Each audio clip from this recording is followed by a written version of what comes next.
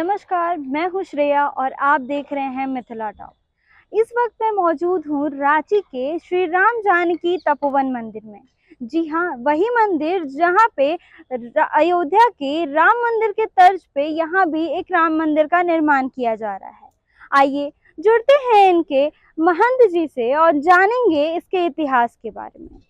नमस्कार महंत जी, स्वागत है आपका हमारे शो में। जय सिया राम। बहुत बहुत बधाई हो सभी को। बताइए, जो मंदिर अभी बन रहा है श्री राम जानकी मंदिर, पहले ये श्री राम तपोवन मंदिर है, इसके इतिहास के बारे में कुछ बताइए। यहाँ का इतिहास तपोवन के नाम में ही छिपा है। ये तपोभूमि है, संतों के जो द्वारा ये भूमि जो है तपा हुआ है और उसी से यहाँ का नाम तपोवन है। बाद में यहाँ के पूर्वाचार्यों के द्वारा श्री राम जानकी तपोवन मंदिर किया गया और आज विश्वविख्यात तपोवन मंदिर है ठाकुर श्री सीताराम जी की कृपा से। यह मंदिर जो है ये रांची में इतना प्रसिद्ध क्यों है? रांची में ही नहीं, पूरे झारखंड में प्रसिद्ध है और अब तो पूरे विश्व में होना है।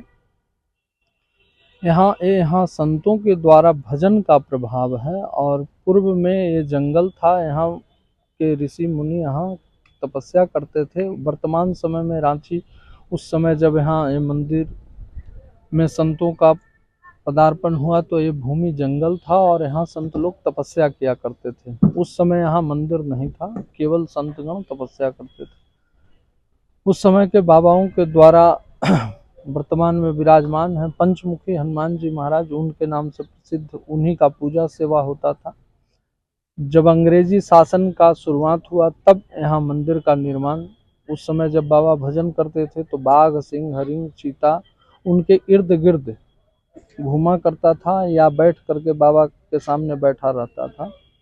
उसी क्रम में जब अंग्रेजी शासन का शुरुआत हुआ और अंग्रेजी अधिकारी रांची आए तो देखे कि एक महात्मा बैठा है और उसके पास में बाघ घूम रहा है, तो उसे लगा कि शायद बाबा को शिकार न कर ले, इसलिए वो अधिकारी गोली मार दिया और संतरी को भेजा कि जाओ बाघ को ले आओ।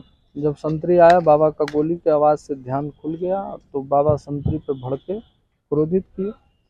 संतरी जाकर अपना मालिक को कहा, अधिकारी को, अधिकारी आया, क्षमा याचना किया, बाबा से पूछा कि ये तो आपको खा जाता है, हिंसक जीव है।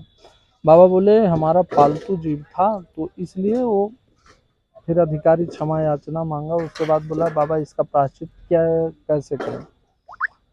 तत्काल बाबा बोले यहाँ कोई मंदिर बना दो, तो शंकर जी का मंदिर बनाने का विचार उत्पन्न हुआ उस समय। और शंकर जी का मंदिर का जब नींव खुदने लगा तो उसी समय भगवान जो आज वर्तमान में गर्भगृह में श्री सीताराम जी विराजमान हैं, उनका स्वप्न उस समय के तत्कालीन महंत बाबा बनकटेश्वर दास जी महाराज को आया कि हम यही भूमिगत हैं, हमें यहाँ से निकलवाया जाए। दूसरे दिन अंग्रेज अधिकारी आया तो जिस जगह का स्वप्न था उस जगह खुदाई हुई तो वहाँ से भगवान श्री सीताराम जी का विग्रह प्राप्त हुआ, जो आज भी पूजा में विराजमान है।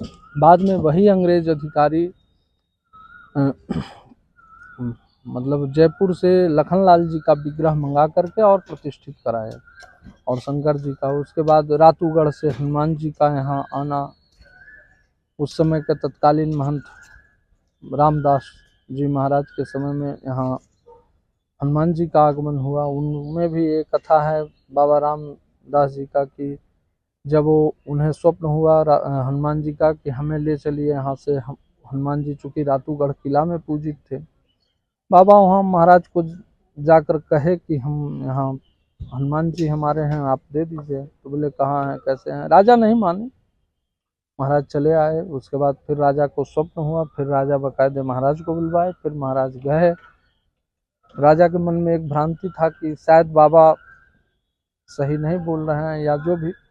तो राजा कहा कि हमको बताइए कि कहाँ पे हनुमान जी विराजमान है जो स्वप्न में आप। महाराज के बीचों बीच, राजभवन के बीच में जमीन के अंदर अंतर्गत हनुमान जी थे। महाराज बताया कि यहाँ पे खुदाई करा दीजिए, मिल जाएंगे। बाद में है सो जब खुदाई का नौबत ही नहीं, चूंकि वहाँ के राज परिवार, महाराज और राज पुरोहित दोनों केवल वहाँ हनुमान जी का पूजन करते थे, तीसरा कोई व्यक्ति कभी भी दर्शन नहीं किया। वो कार्य फिर हनुमान जी को राजा है सो भेजवाए और आज वर्तमान में यहाँ पूजा में वही हनुमान जी हैं। ये जो मंदिर है ये अयोध्या के राम मंदिर के तर्ज पे बनाया जा रहा है। ये आपने कैसे सोचा कि यहाँ पे भी अयोध्या के जैसा ही एक मंदिर होना चाहिए? देखिए, पूर्व के जो हमसे पूर्व हमारे पूज्य गुरुदेव महंत श्री राम शरण दास जी महाराज थे, उनका स्वप्न था कि यहाँ दिव्य और भव्य मंदिर बने। पर उनका स्वप्न था और अवस्था उनकी 100 का इन किन प्रकारे न उनके समय में नहीं जो कार्य हो पाया। जब एक तो युवा और दूसरे में महाराज का सोच, तो जब हमने सोचा कि बाहर से इंजीनियरों को बुलाना शुरू किया कि भाई यहाँ ऐसा मंदिर बने कि जो पूरा झारखंड में या पूरा भारत में अच्छा दिखे। दक्षिण भारत के आर्किटेक्ट को भी बुलाए जो दक्षिण भारतीय शैली में बनाते हैं।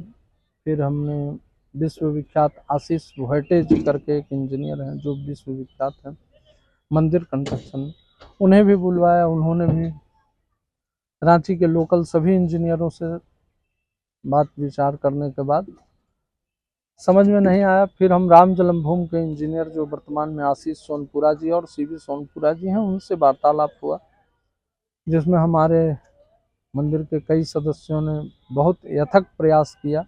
क्योंकि पूर्व में इंजीनियर ने मना कर दिया था कि हम छोटा प्रोजेक्ट नहीं करते।